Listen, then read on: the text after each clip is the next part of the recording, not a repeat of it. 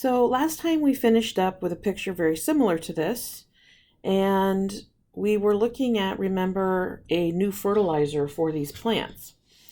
However, now I'm going to ask the question, what if our samples are not independent? So here's the problem. Our greenhouse is situated so that here's our light source coming from the south. Here's the sun. You like my picture? And so these in the new fertilizer may be getting more sun than the water only and therefore growing faster and better. So the effect of the sun may make our fertilizer seem more effective than it is.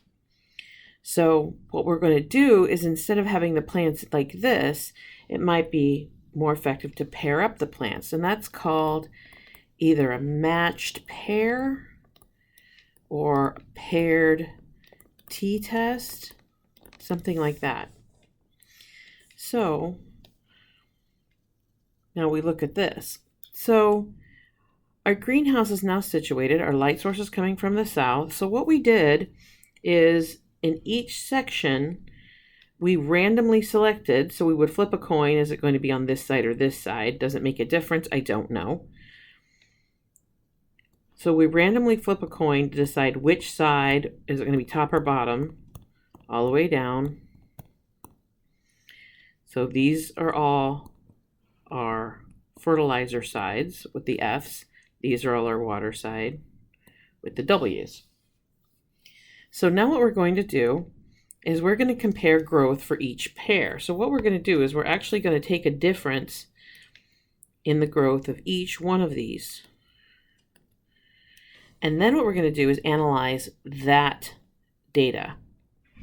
Now in this one, I only did 1, 2, 3, 4, 5, 6, 7, 8, 9, 10, 11, 12, 13, 14, 15, 16, 17, 18, 19 plants in this case. So here's the data for this. So we have our paired sample. This is another way to do it, paired sample t-test. So it's either called paired sample, paired t-test, matched pair design, lots of names for it. So here we have our table. So we have each pair, there are 19 pairs. We have our fertilized and we have our water only. And what I've done is I've created a difference list. Okay, so the way I would do this on the calculator is I actually would go, I take my calculator and I would go to my lists, and I don't have anything in my list. And what I would do is I would put in, list 1's going to be the fertilized plant.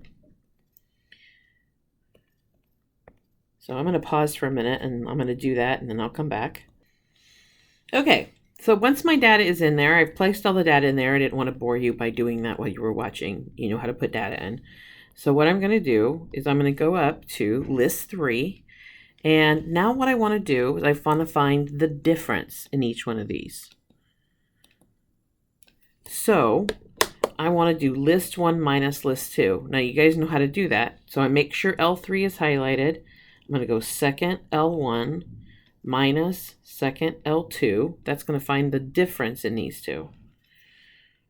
And there we are. 3, 9, 7, 2, 3, negative 4, 2. I'm just going to check and make sure I didn't have any typos here. 6, negative 6, 2, 6, 1. Negative 6, negative 1, 13, 7, 7, negative 2, and 6. So this is the list. This is actually the list now that I'm going to do my t-test with. So now we're focusing our analysis here. This is what we care about now. We're not even going to worry about the raw data anymore. Okay, I'm going to see if this difference is significantly different from 0. So now we're going to make our mu naught equal to 0.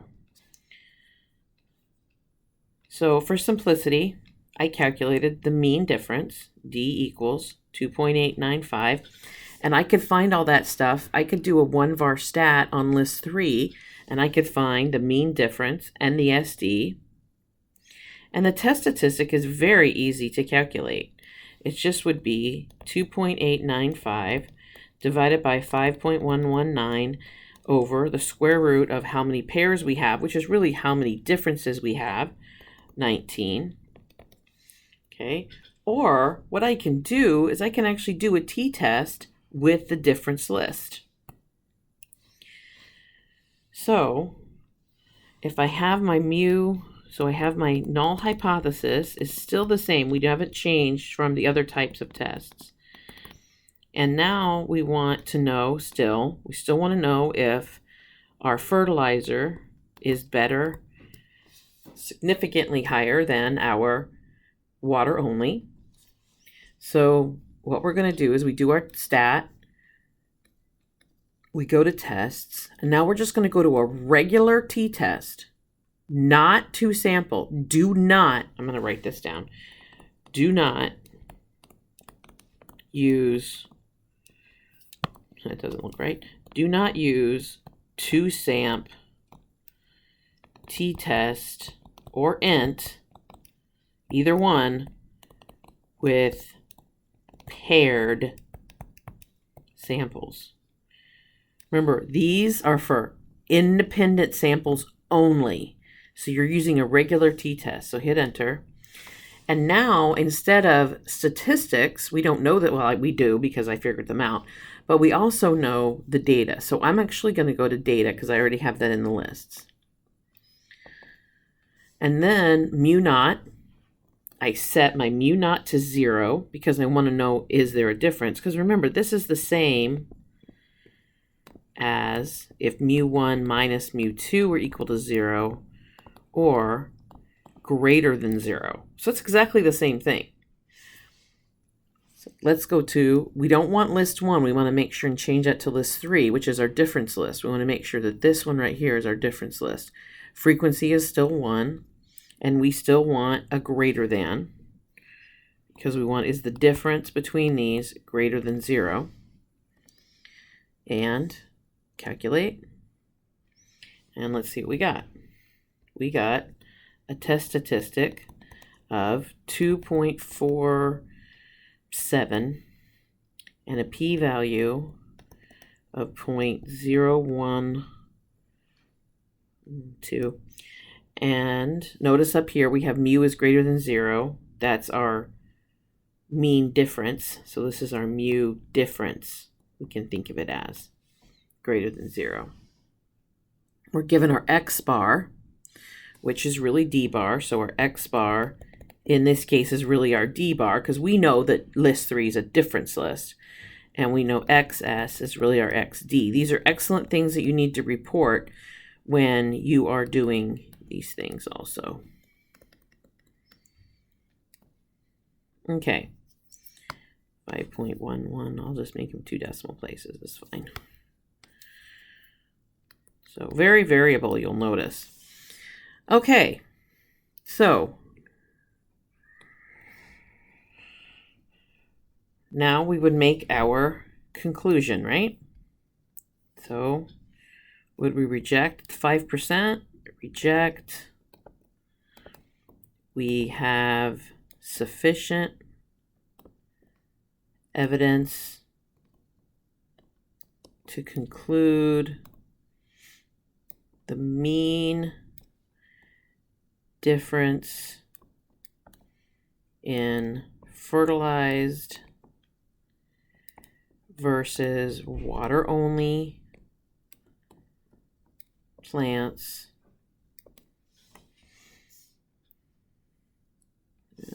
oh, I should have said, I forgot at the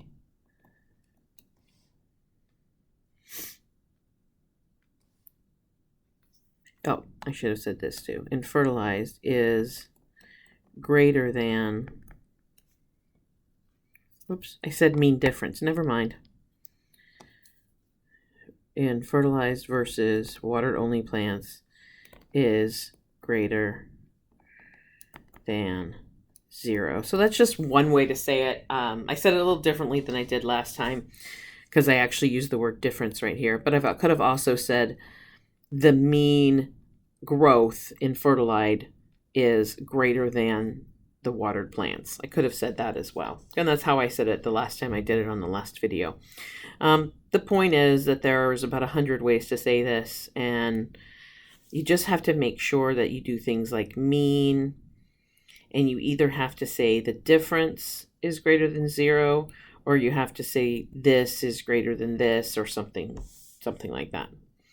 Okay, so here is a nice little picture for those of you who are visual on how to do a paired t-test given your data. So you enter your data into list 1 and list 2, which is what we did. We find the difference list by highlighting where it says L3 and type in L1 minus L2. So remember that's second 1 minus second 2. And those of you who have different calculators, of course, this is going to be slightly different.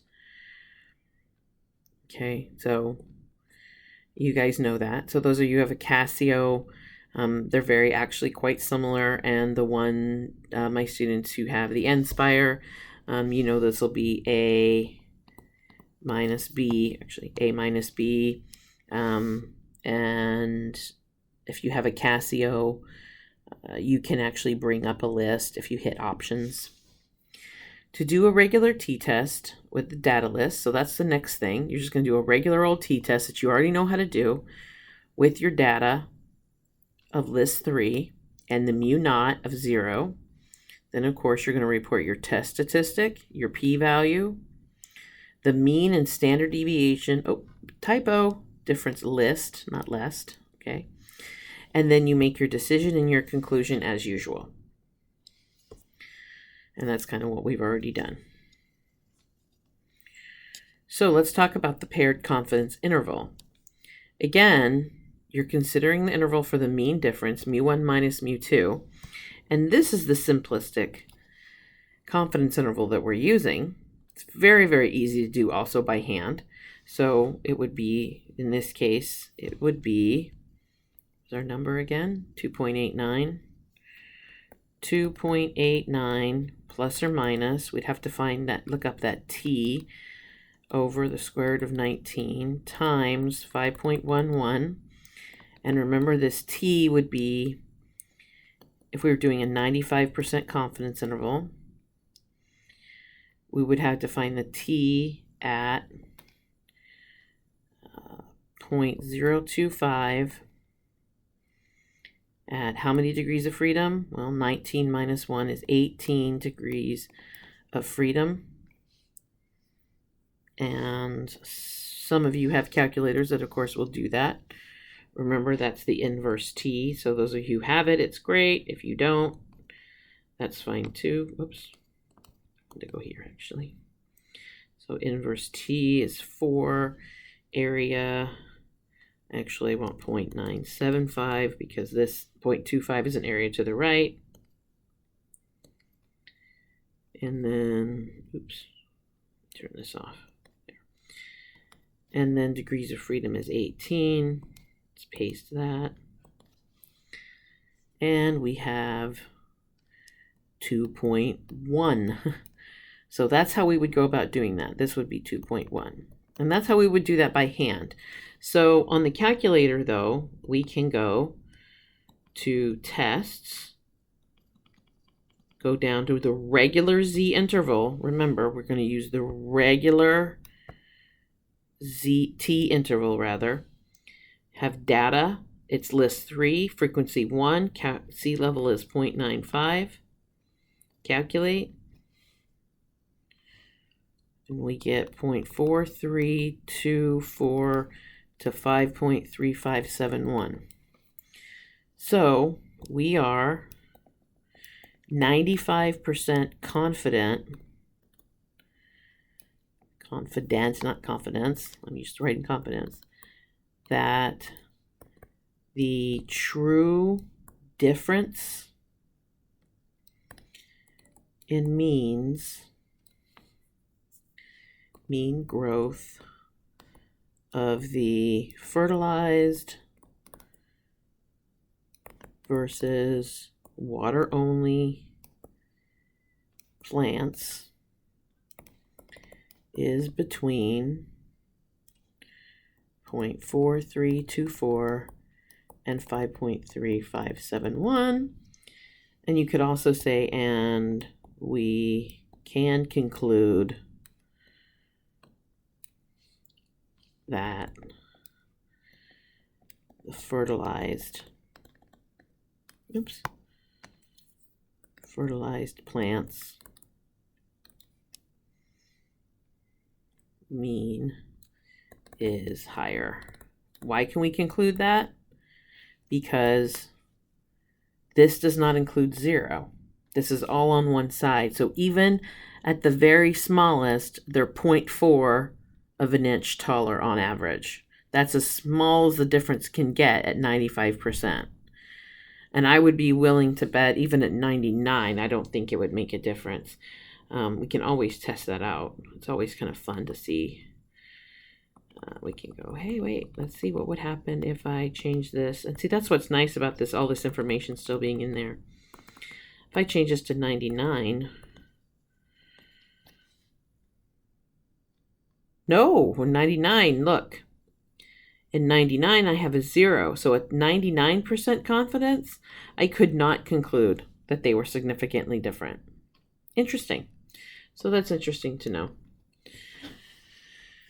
And that is all for paired t-test.